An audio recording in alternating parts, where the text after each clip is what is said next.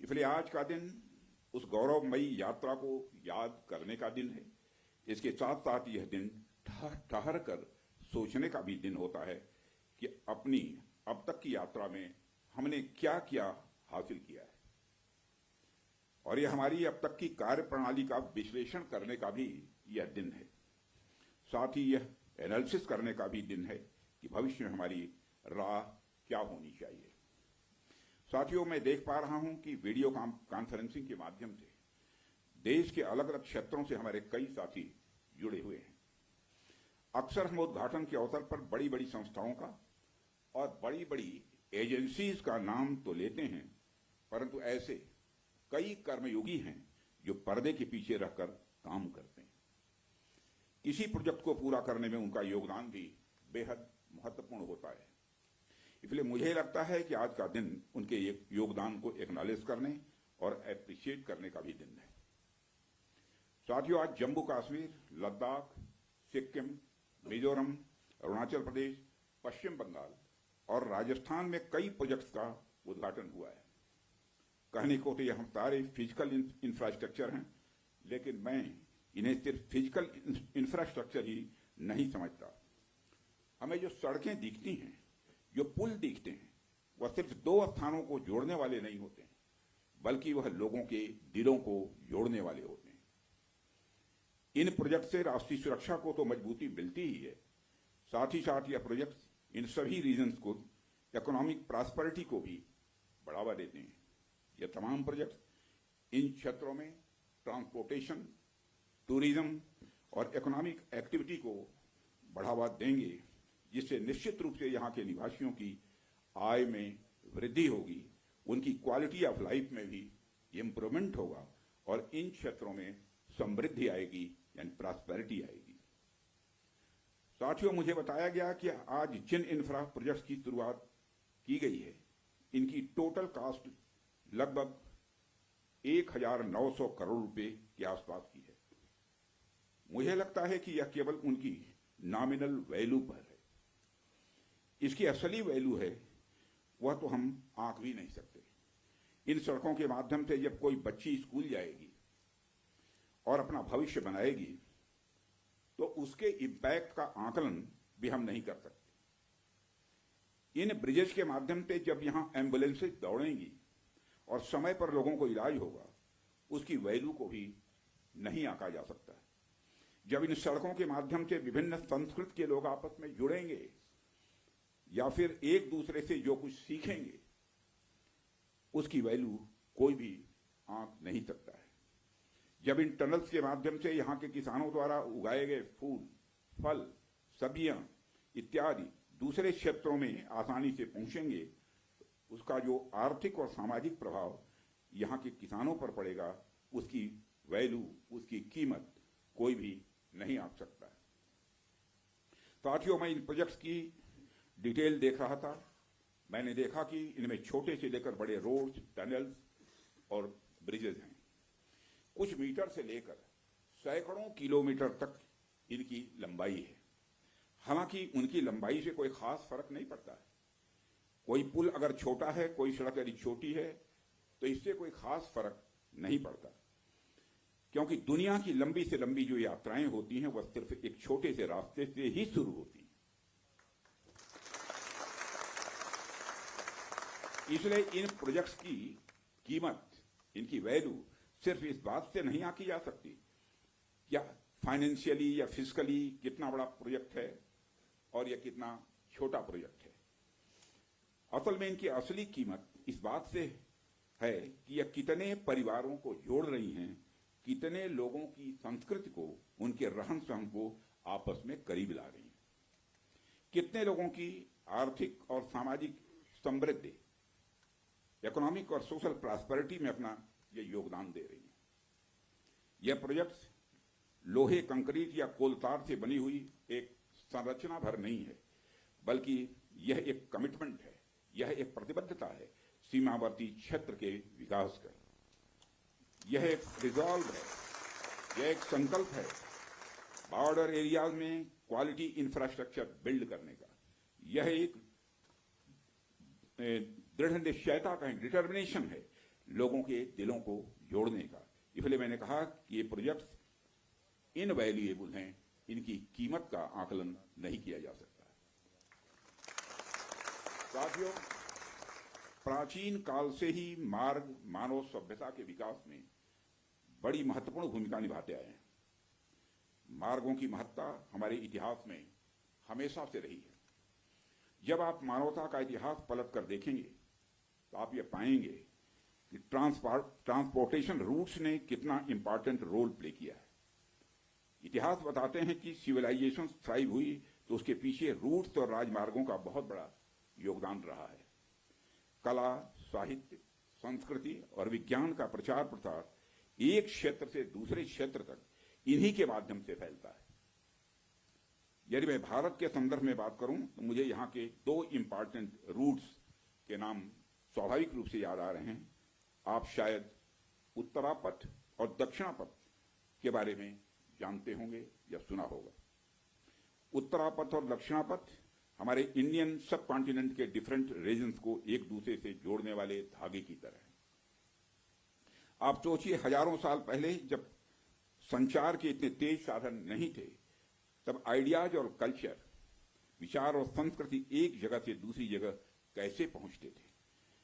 पांड्य साम्राज्य का मोती और मदुरई का कपास आखिर मगध के पाटलिपुत्र में कैसे बहुत प्रसिद्ध हो गया। राजकुमार सिद्धार्थ से भगवान बने महात्मा बुद्ध की शिक्षाएं कावेरी पट्टनम तक कैसे पहुंच गई। संगम युग की मणिमैखली की चर्चा कश्मीर तक कैसे फैल गई। जब भारत में मॉडर्न पॉलिटिकल यूनिटी का कंसेप्ट भी नहीं आया था, तब से इन रूट्स ने सभ्यता और संस्कृति के विकास और आदान प्रदान में बहुत ही महत्वपूर्ण भूमिका निभाई है। यदि हम महात्मा बुद्ध के बाद के इतिहास पर भी नजर डालें, तब भी हमें यह देखने को मिलता है कैसे दूसरे क्षेत्रों से आकर लोगों ने भारत की संस्कृति को समृद्ध किया और भारत की संस्कृति से भी उन्होंने बहुत कुछ सीखा भी है। इन मार्गों का महत्व तब भी इतना ज्यादा था कि व्यापार के लिए समर्पित सड़कें बनाई जाती थी। आप जब सिल्क रूट के बारे में जानते हैं, आप सभी को मालूम है सिल्क रूट के बारे में, जिसने एक तरह से पूरे एशिया और मध्य यूरोप तक को कवर कर लिया था। भारत से भी उस सिल्क रूट का एक बड़ा हिस्सा होकर गुजरता था, जिससे न सिर्फ सामान बल्कि संस्कृति और विचार का भी एक्सचेंज, आदान प्रदान यह होता था। एशिया और यूरोप के बीच कल्चरल एक्सचेंज, सांस्कृतिक आदान प्रदान में भी सिल्क रूट का बहुत बड़ा योगदान रहा है। साथियों, सिर्फ स्थलीय मार्ग का ही नहीं बल्कि जलीय मार्ग का भी ह्यूमन सिविलाइजेशन, मानव सभ्यता में एक बहुत बड़ा महत्व रहा है। मेसोपोटामिया की सभ्यता के साथ हमारा व्यापार जलीय मार्ग से ही होता था। अरब के जो व्यापारी आते थे वह भारत में जलीय मार्ग से ही आते थे। इन रूट्स का असर हमारे संस्कृति पर, हमारे परंपराओं पर और हमारी अर्थव्यवस्था पर तो पड़ा ही, साथ ही साथ इन रूट्स ने दुनिया को कई सारी नई चीजें भी सीखने को दी हैं। आप में से बहुत से लोग इस बात को जानते भी होंगे कि मानसून की हवाओं का जो कंसेप्ट है, और उसको सबसे पहले अरब के यात्रियों ने खोजा था, और वह कंसेप्ट तब खोजा गया था जब वह जलीय मार्ग से भारत में आते और जाते थे। इसी प्रकार भारत में हुई न्यूमेरिक्स नंबर जो होते की खोज ने भी पहले अरब और बाद में यूरोप तक का रास्ता तय किया था।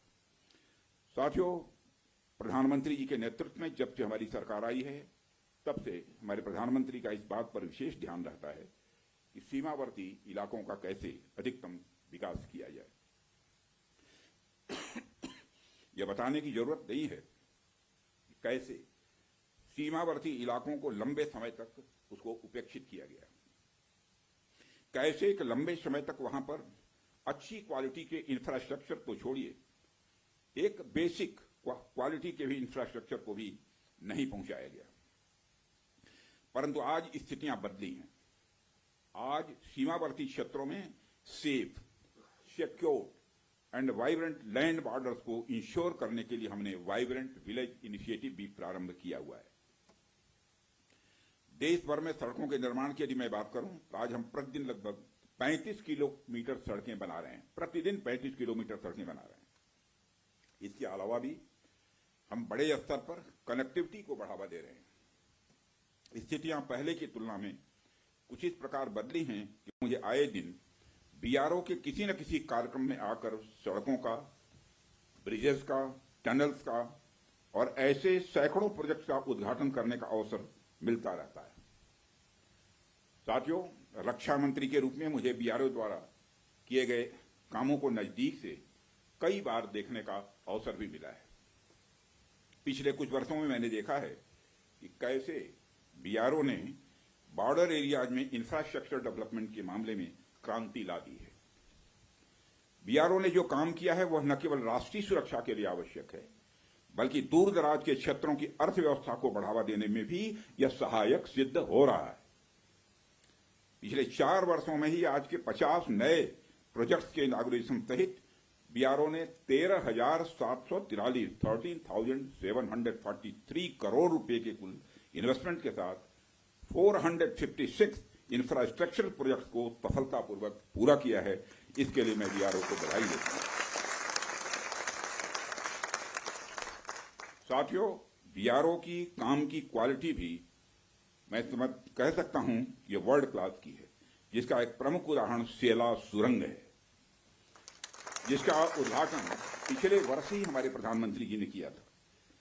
यह रणनीतिक रूप से महत्वपूर्ण क्षेत्रों में कनेक्टिविटी बढ़ाने के लिए हमारी सरकार की प्रतिबद्धता का एक प्रतीक है और मुझे यह बताते हुए बेहद गौरव की अनुभूति हो रही है कि पिछले 5 वर्षों में ही बीआरओ का बजट लगभग 2 गुना हो गया है, जिससे सीमा पर बेसिक इंफ्रास्ट्रक्चर के विकास में रिकॉर्ड तोड़ प्रगति हुई है। वित्तीय वर्ष 2024 और 25 में बीआरओ ने 16,600 करोड़ रुपए का 16,600 करोड़ का रिमार्केबल एक्सपेंडिचर किया है, जो अपने आप में यह ऐतिहासिक है।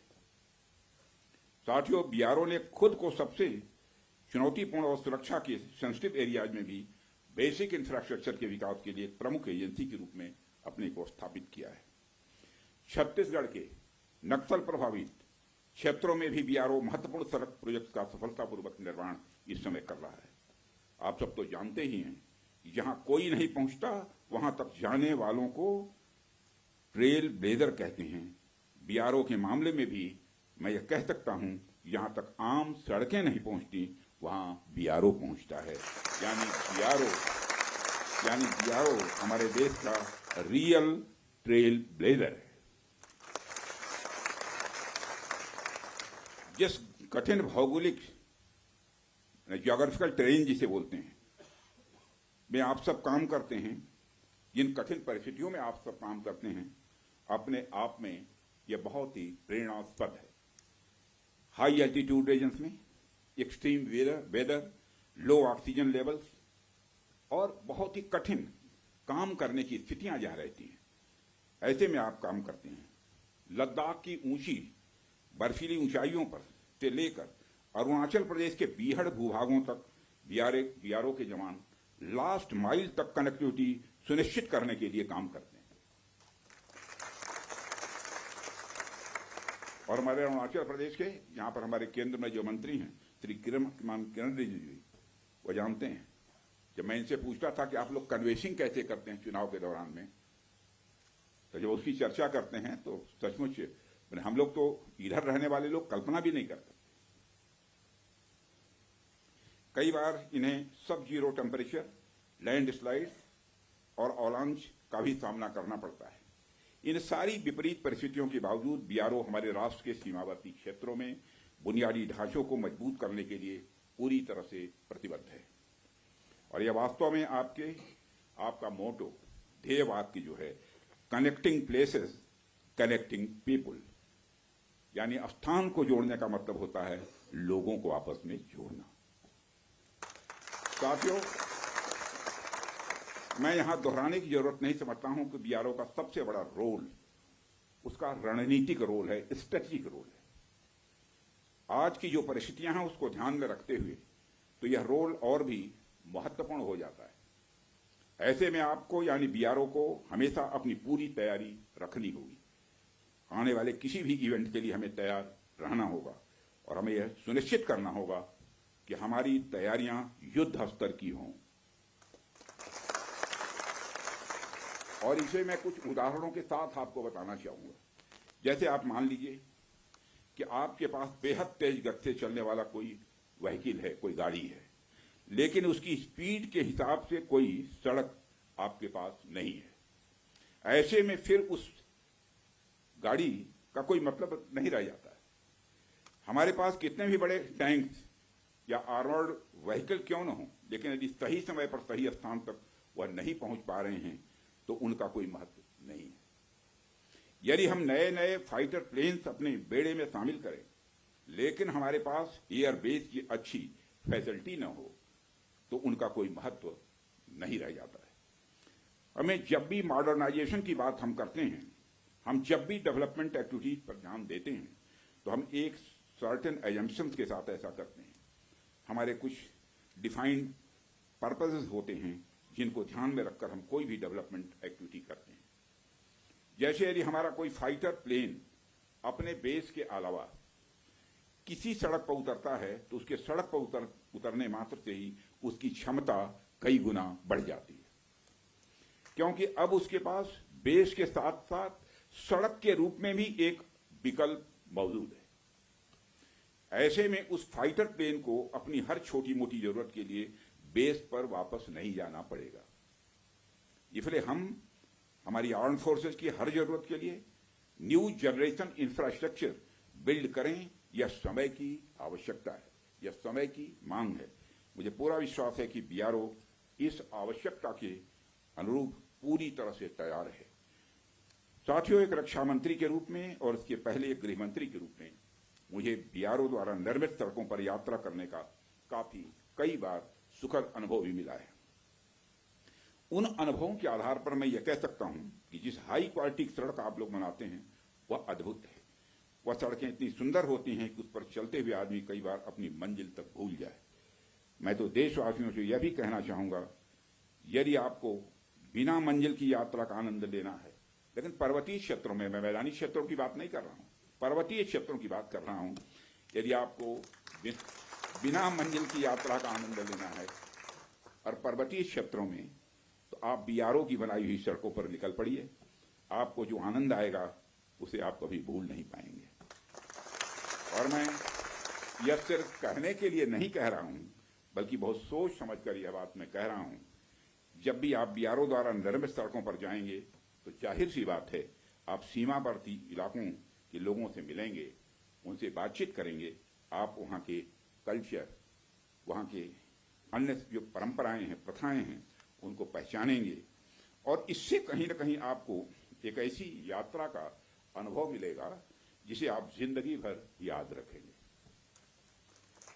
और आप आज जब हम इस बड़े दिन का जश्न मना रहे हैं, तो आइए हम एक ऐसे भविष्य का निर्माण करने का संकल्प लें जहां हमारे सीमावर्ती इलाकों का हर गांव, वहां का हर नागरिक अपॉर्चुनिटी या अवसर, सिक्योरिटी यानी सुरक्षा और प्रॉस्पेरिटी यानी समृद्धि से युक्त हो। आइए हम मिलकर एक ऐसे भारत के निर्माण की ओर आगे बढ़ें।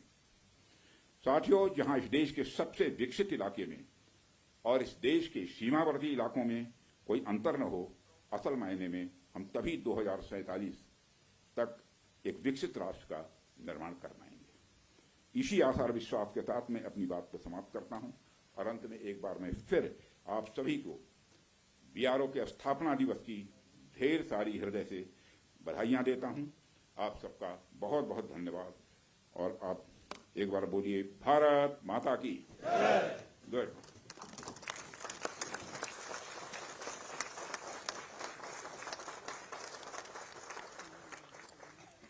धन्यवाद माननीय रक्षा मंत्री जी। आपके बहुमूल्य मार्गदर्शन एवं उत्साहवर्धक विचारों के लिए हम सभी हृदय से कृतज्ञ हैं।